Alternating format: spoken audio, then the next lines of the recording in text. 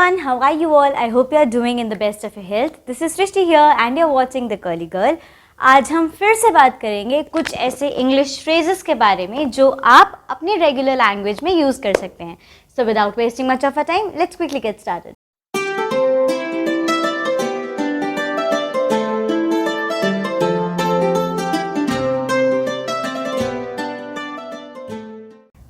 पहला जो फ्रेज़ है वो है that's a new one on me या फिर that's news to me.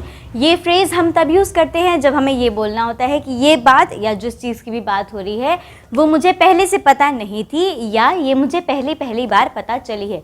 Suppose करिए दो लोग आपस में बात कर रहे हैं और किसी एक ने बोला तुम्हें क्या ये पता था, तो अगला बोलता है no that's news to me. इसका मतलब ये है कि मुझे ये चीज़ पहली बार पता चली है. अगला फ्रेज़ है not by any means. Not by any means हम तब यूज़ करते हैं जब हमें ये बोलना होता है कि बिल्कुल भी नहीं.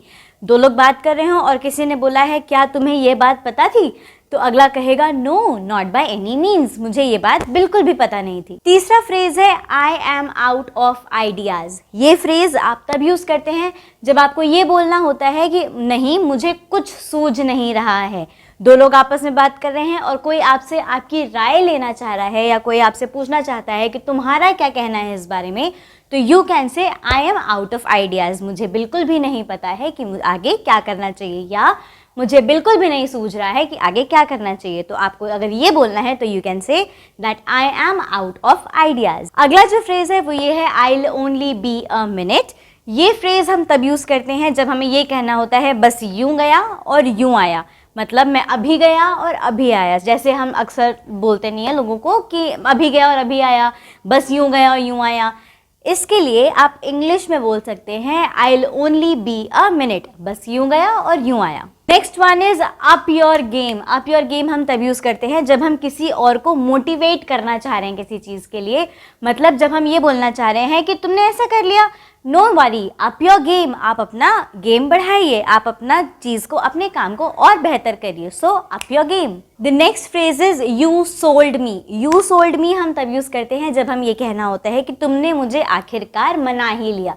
इस फ्रेज़ के लिए हम बोलते हैं यू सोल्ड मी. सपोज़ करिए किसी से मेरी बात हो रही है और वो आदमी इस चीज़ को नहीं मान रहा है या कोई भी चीज़ जो मैं उससे बोल रही हूँ वो नहीं मान रहा है और धीरे धीरे कुछ करके मैंने उसको मना ही लिया है, तो अगला कहेगा यू सोल्ड मी, तुमने आखिरकार मुझे मना ही लिया. The next phrase is break a leg. Break a leg हम तब कहते हैं जब हमें ये कहना होता है ऑल द बेस्ट या ऑल द लक या wish you all the best या wish you all the luck. इन सारी चीज़ों के लिए आप एक फ्रेज़ और यूज़ कर सकते हैं जो कि है ब्रेक अ लेग. जैसे सपोज करिए कोई एक एग्ज़ाम देने जा रहा है तो आप कहेंगे break a leg bro, all the best. अगला फ्रेज़ है वो है it's a piece of cake या इट्स अ चाइल्ड्स प्ले.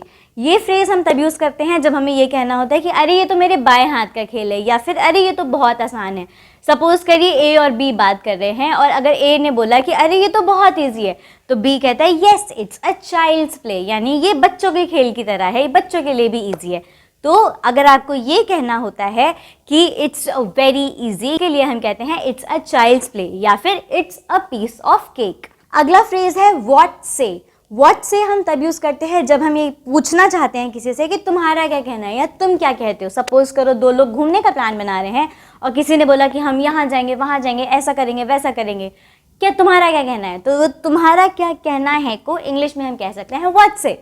अब जब अगला कह रहा है व्हाट से और आपको ये चीज़ अच्छी लगी है तो आप कह सकते हो साउंड्स गुड. तो अगला जो फ्रेज़ है हमारा वो है साउंड्स गुड. साउंड्स गुड आप तब यूज़ करते हो जब आपको किसी और का प्लान या किसी और की बताई हुई चीज़ अच्छी लगे. The next phrase is I have a sweet tooth. ये कुछ भी नया फ्रेज़ नहीं है, बहुत पुराना है और बहुत ज़्यादा कॉमनली यूज़ किया जाता है. इसका मतलब ये होता है जब अगला आपसे ये कहना चाहता है कि मुझे मीठा बहुत पसंद है. तो अगर मैं आपसे ये कहूँगी कि मुझे मीठा बहुत पसंद है, उस केस के लिए मैं कह सकती हूँ I have a sweet tooth. अगला जो फ्रेज़ है वो ये है you have a way with words. You have a way with words हम तब यूज़ कर सकते हैं जब हमें किसी को ये बोलना हो कि तुम बहुत अच्छे तरीके से बात करते हो या तुम बहुत शालीनता से बात करते हो. अगर हमें ये चीज़ बोलनी है किसी को इंग्लिश में तो हम ये कह सकते हैं you have a way with words, यानी तुम बहुत शालीनता से बात करते हो. The next phrase is what brings you here. What brings you here हम तब यूज़ करते हैं जब हम ये पूछने होते हैं कि तुम्हारा यहाँ कैसे आना हुआ, मतलब तुम यहाँ कैसे। अक्सर होता है ना जब दो दोस्त अगर कहीं किसी और अननोन जगह पे मिलते हैं तो पूछते हैं ना, अरे यहाँ कैसे। अरे यहाँ कैसे को इंग्लिश में हम कहते हैं what brings you here। The last phrase for today is keep me in the loop। Keep me in the loop हम तब कह सकते हैं जब हम ये एक्सपेक्ट करते हैं अगले से कि वो हमें हर चीज़ इन्फॉर्म करता रहेगा। सपोज करिए मैं कहीं घूमने जा रही हूँ और हर चीज़ के बारे में अपने पेरेंट्स को बताऊँ तो my parents would say keep me in the loop, मतलब मुझे हर चीज़ के बारे में इन्फॉर्म करते रहना। मेक श्योर कि आप ये जितने सारे फ्रेजेस हैं इन्हें बहुत अच्छे से प्रैक्टिस करें और रेगुलर अपनी भाषा में इन्वॉल्व करें। इससे आपका कॉन्फिडेंस बूस्टअप होगा और अगर आपको कहीं भी इंग्लिश बोलने में या सोचने में या समझने में प्रॉब्लम आती है या आप अटकते हैं तो आप इससे दूर हो जाएंगे। With this, we've come to the end of this video. I hope you guys have liked it. If you have, please hit the like button, click on the subscribe button and put your comments in the comment section below. If you want to follow me on Instagram, the link is given in the description box. I'll see you guys next Thursday. Till then, bye-bye. Take care.